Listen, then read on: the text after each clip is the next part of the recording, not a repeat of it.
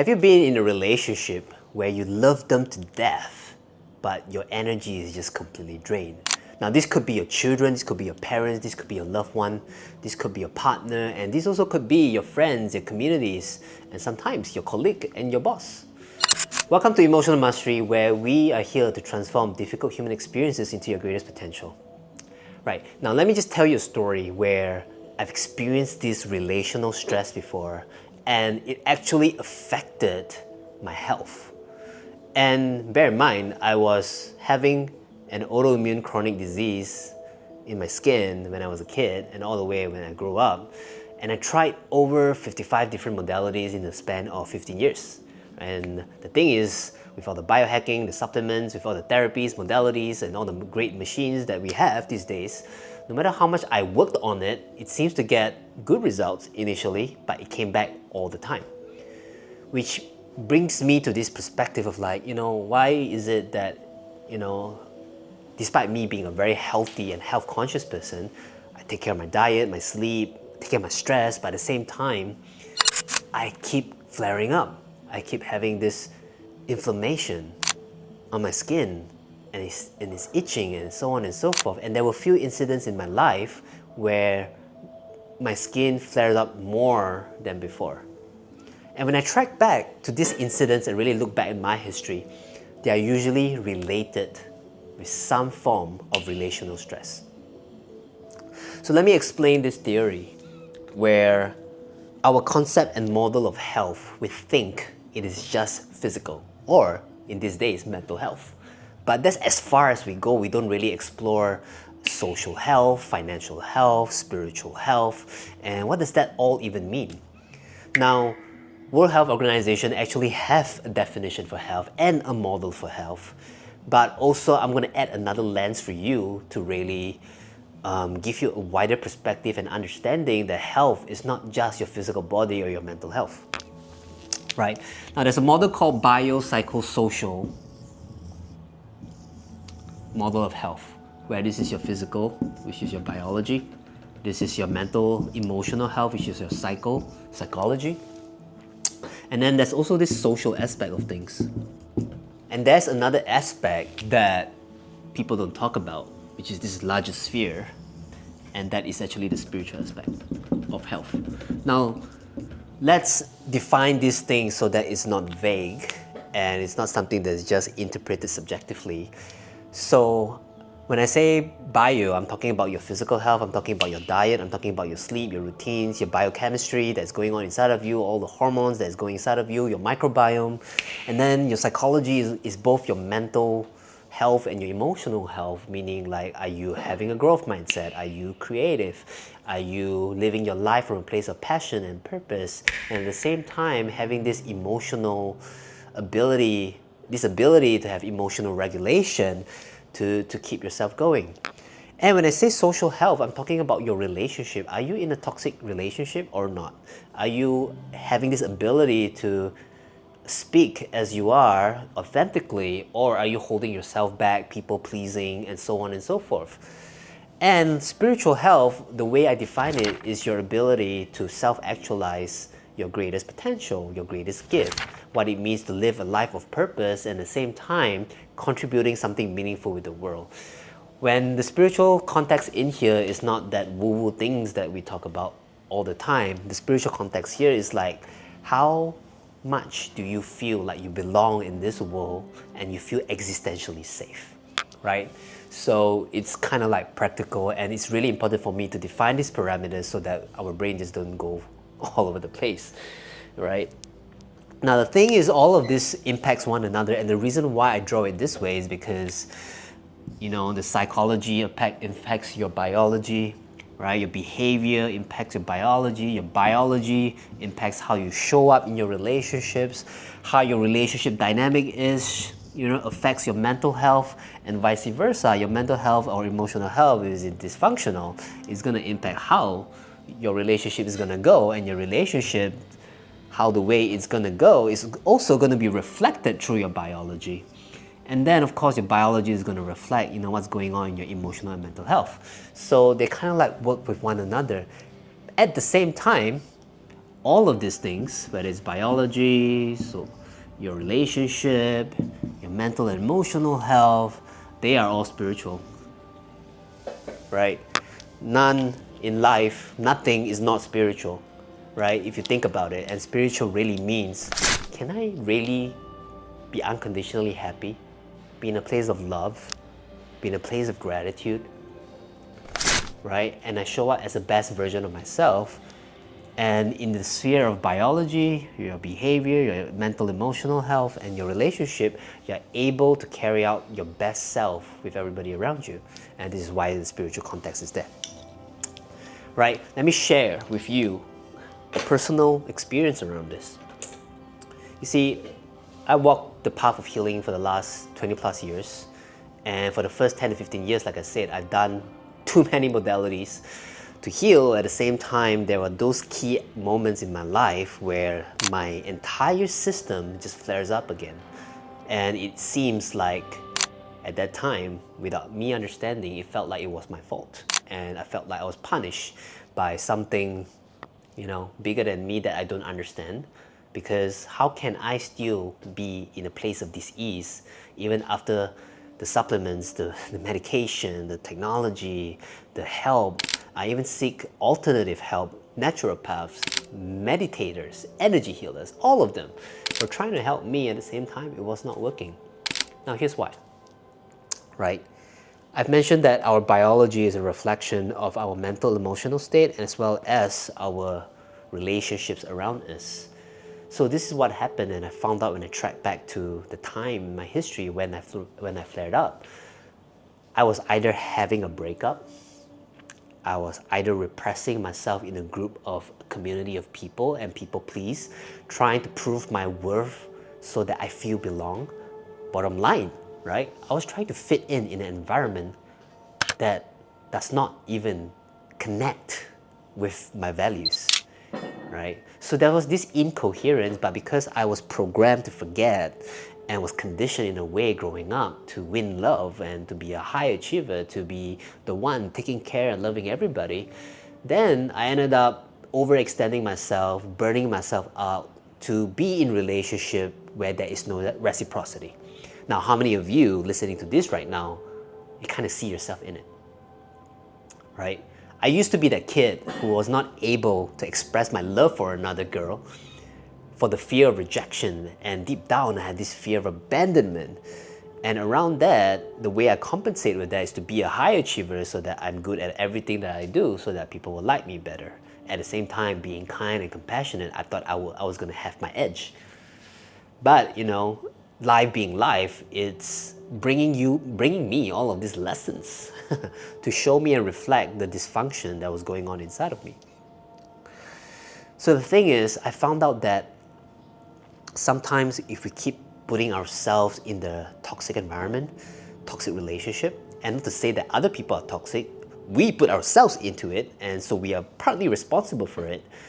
We ended up having, dis-ease, and the biology, the symptomology is just a message telling you, hey, what happened to your authentic self? What happened to you being truly who you are? What happened you really feeling safe, secure, happy, just for being you? There's even a story where after my healing journey, I came back home to Malaysia. It was right about when COVID-19 happened. And lockdown happened, and then we have this massive thing that happened worldwide where we have to be staying at home. So guess what? That was the time when I just returned from overseas after living internationally for 10 years and coming home to Malaysia for the very first time after 10 years. Number one, I had a cultural shock, even to my own country. And number two, I had to live with my parents during lockdown. And guess what? You all know when you revisit your relatives, your friends, and people that you know, your old triggers that you have not been processing or worked on will flush up in your life and flare up in your life for you to work on it. So I got locked down with my parents at home, and it was such a cosmic joke at that time for me to feel like, wow, you bring me all the way back home just to be locked down with my parents, there must be some lesson that I have to work on with my parents. And that is true. Within weeks, when I was well, within weeks, my skin started to flare up again uncontrollably. I lost my access to my supplements, to my healing retreats, to the technology that was able to help sustain my and control my symptoms. And during that time, it flared up so badly. And despite doing everything that I knew, like dieting, like fasting, like, practicing all the esoteric thing that I thought it would work, it did not work. Now, because I have some unprocessed wounds and emotional pains with my parents, at the time I did not know that was the lesson, but one of the biggest reasons why my body was flaring up is because it's reflecting the disharmony of the relationship that was happening there. Now, this went on for months, and I obviously did not know what happened, and I was kind of desperate at that time. And I remember being in my room needing to cry because I wasn't able to cry, but I eventually made a prayer to the universe saying, hey, can you please show me where my blind spots are? Just let me know what it is, because I am desperate. And at the time, because it was lockdown and I was feeling really tortured by the fact that my skin is burning and I wasn't able to shower, and every day is just like gruesome pain, fighting the itch and trying to sleep. I wanted to kill myself and end my life that day. And being in that state is kind of like being in the darkest moment of your life. But the funny thing about life is that when you're in the darkest, deepest space in your consciousness where you just want to give up, that's where, if you did not give up, the light emerged. So I heard a divine intervention, and I only heard one word. That one word is the word forgiveness. Wow. And even though I wasn't able to process it mentally and logically at the time, my entire body knew. And when forgiveness kicks in, my body relaxed, I started to cry, and then I felt this surge of energy from the bottom of the base of my spine all the way up, and it feels like I'm re-energized. Now, for those of you who understand the subtle body, subtle energy, the energy system of the body, that is like a revival of the spirit, the revival of the aura, which really transforms and shifts the biology that's happening in the body. And I'm remembering for the very first time, wow, I shouldn't be repressing all these emotions anymore. I should forgive myself, and I shouldn't be punishing my parents. It seems like the awareness of that is that I was punishing my parents because there were needs that were met as a kid. And realizing that, the gravity of the situation, I immediately go speak to my parents that same day and ask and give forgiveness at the same time. And to release everybody from the burden, like, that it's each other's fault that I am in this state. So it seems like everybody was carrying this hidden emotional baggage throughout our lives. And without anybody knowing and starting the conversation, we wouldn't have known. So on the very same day, in healing myself, I was able to heal my relationships at home. What happens then, is synchronicity after synchronicity, miracles after miracles, that I even experienced spontaneous healing in 90 days.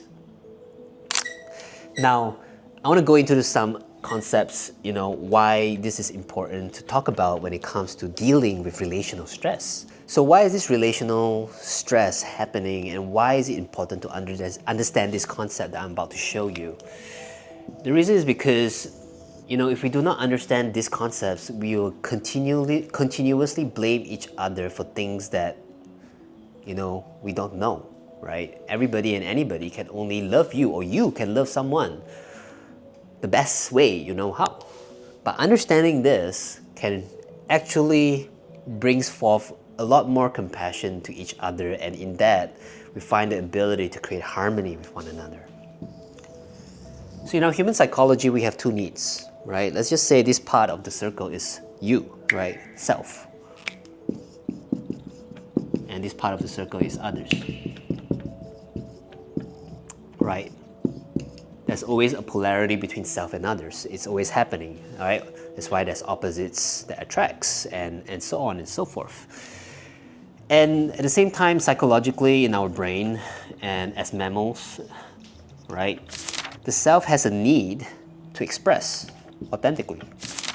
This is part of nature, and nature you can see in every single thing. No same blade of grass is the same. No snowflakes is actually identical with one another. Nature thrives with diversity and complexity, and they are all authentically different, right? At the same time, from the perspective of others, there's a need to form healthy attachment.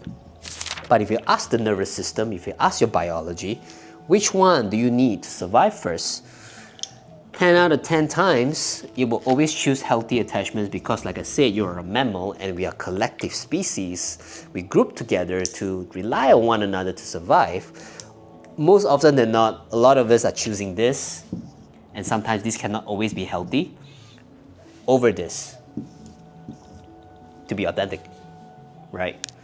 And I often say, without attachments at all, you're not gonna survive in this world. But without authenticity at all, you're not gonna feel like life is worth living.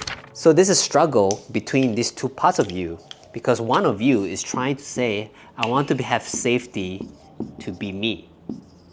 Where the other part is like safety to belong. So there's always a conundrum in any relationships that we are in, whether it's in family, whether it's friendship, whether it's at work.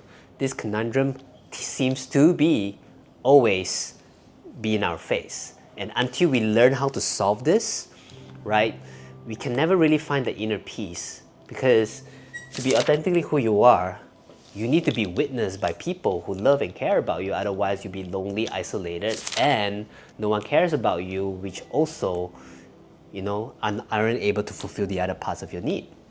Then at the same time, we need to learn skills, real skills, to communicate, to express emotions, to create psychological safety in our conversations, to form healthy attachment. So you'll see that whatever that work that you do from a mental emotional perspective is necessary to create a biology that is secure on a nervous system perspective. At the same time, create relationship that matches that. At the same time, right? What I did in terms of forgiveness and the process that I gone through with my family is that from a social perspective, I've created healing on a biological level and free up a lot of emotional and mental stress that we're carrying. So these stresses are interrelated, and until we can unwind them, we will continuously be stuck in dysfunction and dis-ease, despite using all of that efforts putting onto one thing like your health just to make that work, or your mental health. Every symptomology is a reflection of your environment. So if your environment is the people that you hang out with, then perhaps, right, an elimination or some conversations need to be held in order to free everybody up and promote healing. So I've been coaching people for the last 10 years of my life, and the people that I talk to, every time I have a conversation and when I finally dig deeper, it's usually this one thing that keep them stuck and delay the success they're supposed to have. And this one thing is attachment, emotional attachment to familiarity of the past, whether it's a person, situation, or circumstances. Until someone can actually work this out, and until you can make the unconscious conscious, right? This unresolved wound, memory, or call it trauma if you like, will always drive your life until you actually meet it with love. See, all the symptomology in your life, whether it's your health, whether it's toxic relationship, whether it's a money conversation, or whether it's a mental and emotional health situation, they are all symptomology to help you come home to your authentic self. You might feel that this is weird, but we recreate those circumstances to put ourselves in the obstacles, the challenges, the blocks, so that we can wake up and honor what is truly truthful inside of us. So the point of healing here is that we need to really embrace the truth. A lot of people that I speak to are denying the truth. And while the truth is painful, it is also something that liberates you. So a lot of the coaching work and the emotional work that I do is to guide people to their truth, to their inner wisdom that already know. And rather from a place of denial, right, I show them and reflect back to them what they cannot do for themselves, what's there. And until we can find this acceptance, just like my story, to forgive myself and my parents about it, I have to actually find acceptance around it. And I remember reading a book called Radical Acceptance by Tara Brach during that time. And that woke me up that until I can truly and finally accept what has happened, I will never be able to move on and move through any other parts of my life. And this is why, funnily, right, I don't know how many of you have witnessed, maybe it's your friend, maybe it's your boss, maybe it's your colleague, you tell them not to do something and yet they do it, right? People are bound to make the same mistakes over and over and over again. And bear in mind, let's have some compassion here. It's not logical, it's emotional. The emotions drive most of your choices 95% of the time. So what I'm trying to say here is that eventually, to move forward in life, it's not about getting the right strategy, doing the right thing, work hard, push through. It's none of that. But to come to terms with yourself and accept what is really ringing true so that you can recalibrate and realign yourself towards the right direction.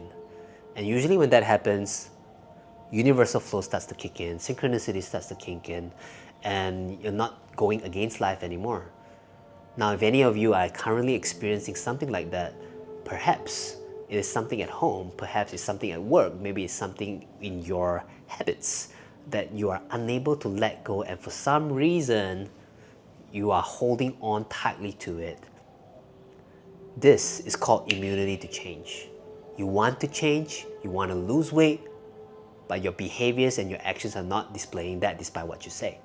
You want to achieve success and have more clients in your life, but then you have a fear of success because you might have this fear of like being seen, being visible, and you don't want everybody to spotlight your mistakes. So there's this deep emotional shame around it, protecting you.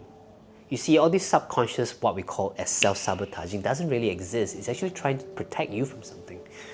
And until you can identify what is it trying to protect and release the brake that is holding you back from moving forward, you will continuously press the pedal and the brake at the same time, exhaust your fuel, wear out the tires, and you as a driver is not going to have a good time.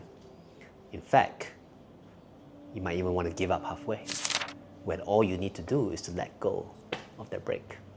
So my encouragement for you moving into 2026, right, setting new goals and setting new resolution, maybe it's not about adding new things into your life anymore, but release and let go the things that does not serve your highest vibration anymore. Move out from environments that is not serving your greatest dream and your vision, and put yourself in a room, in people, and in circumstances like your room. Clean it up so that stepping into your habits that you're trying to recreate, right, new habits that you're trying to recreate, is easy, effortless, and in fact, more fun. Now I want to name a situation that usually comes out in a lot of a relational stress that is not often talked about, right? If you go ahead and Google something called crab in the bucket, and by the way, this is a real phenomenon, it's not just a metaphor, you'll see that it's a very interesting, maybe some GIFs, right, and some image that will show you crabs trying to crawl out of a bucket. And I want to describe this because in our social environment, this happens all the time. When someone embraces their authenticity and starts to outshine everybody and start to become so amazing, there's either two responses. Either someone feels like your authenticity is a threat and let me take you down, which is really what the crab in the bucket is all about. Or your authenticity is magnetizing. I want to be just like you. How about let myself be authentic as well and encourage change within myself. This means that not everybody is going to like you, and the more magnetic and more presence that you develop, let's just say that you want to be a leader, an influencer, and someone who is trying to make a real impact in the world, you're gonna attract both camps. People is going to hate you and don't resonate with you, and people is going to love you, right? And my encouragement is that you focus on the people that you love. And the more you focus on this and give yourself full permission to be authentic, the more you attract relationships, clients, people, workspace, colleagues that actually matches that vibration. After all, your vibe is your tribe. But bear in mind, in human psychology, because of this whole power dynamic that happens between all of this, eventually, right, there will be a one or two people in your life that's going to take you down. Now, the problem with people, after working with so many people, is that they're not focused on the people celebrating them. They're too focused on the criticism, the opinions, and the judgment of those naysayers. And what happens next is that they're being teared down by those people. Point is, you're falling into their game, you're falling into their trap, right? And it's really, really important for you to understand this power dynamic, whether it's at home, whether it's your group of friends, whether it's your community or in your workspace. Because you can change all you want. You can change yourself, biohack, optimize your productivity, get all the best books, you upskill yourself, you can do whatever you want to do, get to the personal development camps, leadership training, spiritual retreats, you can do it all. But if you're still in the freaking same environment, in the crab in a bucket, you'll still be you. And all the investments that you put on all the other things is futile. So be willing to let go everything and anything that's not serving you so that you can finally free yourself, develop your authenticity, develop your gift, and shine. You deserve to live the life of freedom, and the only thing that is stopping you from getting there is your attachments. Now, before we close this whole thing, I want to share with you one last tool that I usually share with my clients, and this tool is super enlightening for a lot of them in terms of how they deal with relational stress. But the thing is, I didn't design this tool. This tool was developed by Cartman, right? It's called the Cartman Drama Triangle. If you have heard this, amazing. And then my invitation is for you to listen this from a new perspective, because I add some of my own insights around it. But if this is new for you, really appreciate and come back into this video over time to really understand how this drama triangle even works. So let me show you right now. So if you like what you're seeing so far and it's really beneficial for you and this is really, really insightful, I invite you to press subscribe below and share with your friends. Right, so let's get into this. Drama triangle. There's a downward triangle. At the same time, there's an upward triangle, right? Let's just say the downward triangle is a disempowering triangle. Wait, it's disempowering. And then the upward triangle is the empowering one. Let's talk about the disempowering one, right? So when I share this, I want you to look from a lens that this might be people around you playing these certain roles. But at the same time, I invite you to also look at these roles that I'm about to write down. A part of your psychology that's inside of you that's playing out in your mind.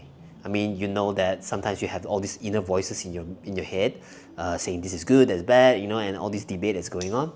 And you know, there could be more parts to you, but generally, right, there's 3 parts.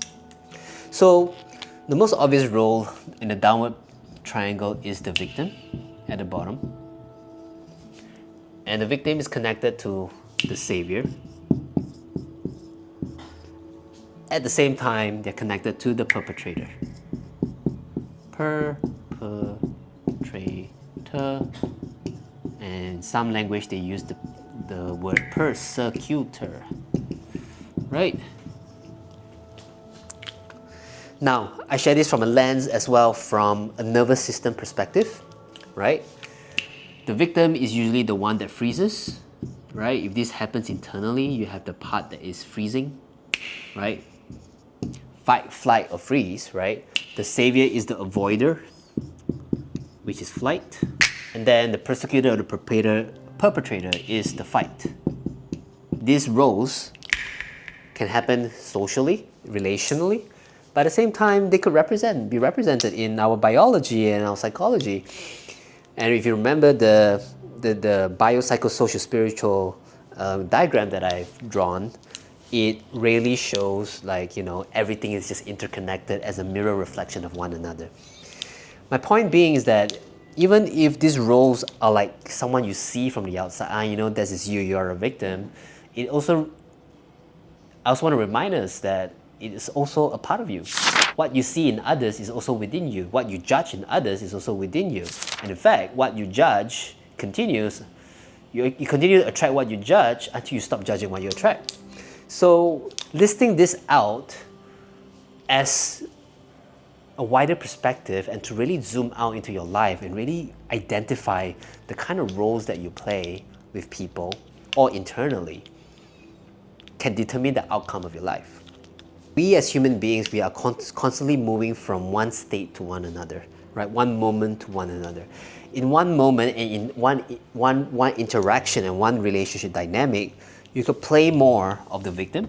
Sometimes you play more as a savior. Sometimes you play more as a perpetrator, persecutor, and the persecutor, right? There's also these roles that I just want to name, right? The saviors usually have this behavior of avoiding.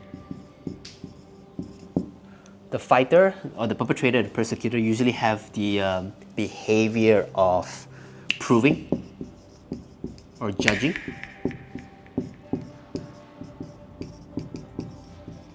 Complaining. And the victim usually has a behavior of shutting down and usually having a lot of self-pity, self-doubt. And you can realize that these behaviors are really matching the state of the nervous system. So, let me just share with you now the roles of these different people, right? The victim believes, right? All of this is about perspective and believes that they cannot do anything, helpless, hopeless, right? Feeling like something happened to you. And usually there's this feeling like something that is more powerful than you taking over your life. Moving up to the savior, over here you feel a little bit more empowered. And the funny thing is that every savior will always have a victim, right? To save, to care. And what do I mean by avoiding, right? When you go and help people out of pity and you go try and save someone out of because you couldn't bear their suffering, you are not empowering the victim to take responsibility and overcome the problem by themselves. So they lost the opportunity to be resilient.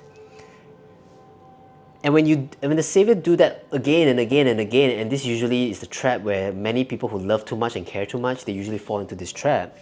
What essentially you're avoiding is yourself, right? So there's all this thing of the savior that likes to help, save, just to avoid their internal pain. And this goes on and on and on and on until the savior burns out, and then before you know it, starts to become the perpetrator, the persecutor. I had enough of you, right? And then they start to judge and persecute you for all of your mistakes, right? Over here, the perpetrator and persecutor are doing this is so that they can regain certain sense of control over others, right? To assert their power over others. Bottom line, deep down, these person have a self-worth issue. They need to do something just to prove themselves. And because they are parallel line to one another, the savior as well has an interest of feeling worthy to be who they are. And this group of people are attracted to one another, and most importantly, they create one another. There's no victim without a savior, no savior without a victim. There's no perpetrator and persecutor without a victim, and a victim without a persecutor. Right? So, how do we flip the switch? The good news with this drama triangle is, okay, let's talk about the bad news first. The bad news with the drama triangle is that this is a forever cycle if you're in one, right? This could be your parents, this could be your parents, right? And sometimes the role can switch. Let's say you're in a partnership. Someday your partner will feel more like a savior and you as a victim. And sometimes, right, you will be more of the savior and you be more as a victim, and so on and so forth. But if you can identify that all of these things happening, you can get out of it. And like I said, the good news is that anytime any of this role starts to shift and change, everybody changes. I remember playing the victim role in my family. When I stopped being a victim, drowned in self-pity and self-doubt, I take personal responsibility of my health and my life. My parents stopped being a savior, right? And my siblings stopped being a persecutor and a perpetrator to my life. How insane is that? So how do we get from a victim all the way to the top? Right? Is for you to take self-responsibility and develop something called self-agency. And when the victim have self-agency and self-responsibility, they become creators or leaders in life.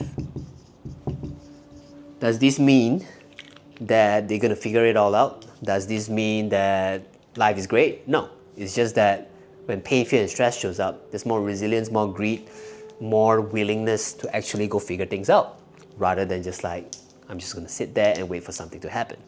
Like I said, when this is being shifted, the saviors and the perpetrator and the persecutor will start flipping roles. Means what? When you have conversations with people, and let's say your languaging has shifted to becoming more of a creator and leader, people who used to want to save you will stop wanting to save you, and in fact, they'll become more of a supporter. What does a supporter do? Right? One easy way to explain this is that instead of giving you the fish, the supporter teach you how to fish, right? And this is where a lot of like mentors, guides, coaches lives in. Instead of giving you the answer for free, the supporter gives you and support with questions, with inquiry, so that you, as the one who have self-agency, can contemplate into your own inner wisdom, your own creativity to figure out the answers for yourself. And on the other side, the perpetrator and the persecutor stop trying to persecute the victim because they now know that they can't have this power over them. What can happen and what can transform, these people will start to shift to become challengers. And challengers are people or role where you call out the truth. You give honest feedback for the sake of a person's growth. Now let's just say, right, maybe you have played the perpetrator persecutor role, right, all this while, and then you're getting sick of it because you know that the emotional vibration of this is somewhere along the lines of bitterness and resentment, right? Some needs are not met, and this is why you judge, right? So instead of judging, instead of pushing people away, instead of blaming, the invitation here is really, instead of going there, that route, you can come into a difficult conversation with people, challenging the victim to have self-agency, to have self-responsibility over their life. And from that perspective, right, you no longer have to be the perpetrator and persecutor anymore. Or, with self-agency, and as a challenger, you might even leave to a different environment because the previous environment didn't serve you anymore. Right? So to avoid being stuck in a drama triangle, the encouragement is to be in the role of the supporter, the role of a challenger, and the role of a creator and a leader. And being a supporter or a challenger is basically tools that you can use. One that is more coming from a place of inquiry with the people and the conversation that you're having. And the other one is really more about naming the truth, getting real feedback and honest conversations. And when you can actually go about having those conversations from a safety standpoint while building trust and safety with your people that you're having conversation with, you're basically teaching people how to have conflict in a safe way. And from then on, each conflict is actually an opportunity to transform your life and transform the dynamic in your team, in your family, to a place that is more harmonious, more empowering, because from there, you now know these are the needs that needs to happen, these are the conversation that needs to happen, and you're able to debunk all the assumptions, the conclusions that people have made that might not be true. And when you can flush out all of this, right, the toxicity of your relational stress will start to decrease, and then the other parts of your life, like your health of your psychology, your health of your body, and the psychology of your, mental and emotional health will start to feel better. And then when you go about your life chasing after the dream, the success, and the goals that you want to create, especially in 2026 and beyond, you have a supportive environment. This is what it means to create an environment that creates you so that it's supportive of your highest aspirations. So if you like what you're seeing here and this is super insightful for you, I would like to personalize this for you. I have a link down below in the description where you can book a call with me for free. And this is not a sales call, by the way. This is an opportunity for us to have a conversation to do 3 things. Number 1, to see how this applies to you and make a strategic way to actually transform your life right away. Number 2, my intention is to find and discover the blind spots that's holding you back emotionally and the limiting beliefs that you have that might be preventing you from achieving the success.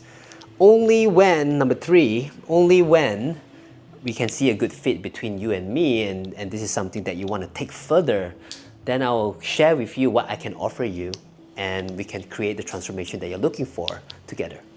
Otherwise, please subscribe and you'll get the latest updates of these episodes, as each episodes are as rich as this. And I invite you to actually think about what you need to eliminate and what stress you need to let go in order to create the life that you want to create.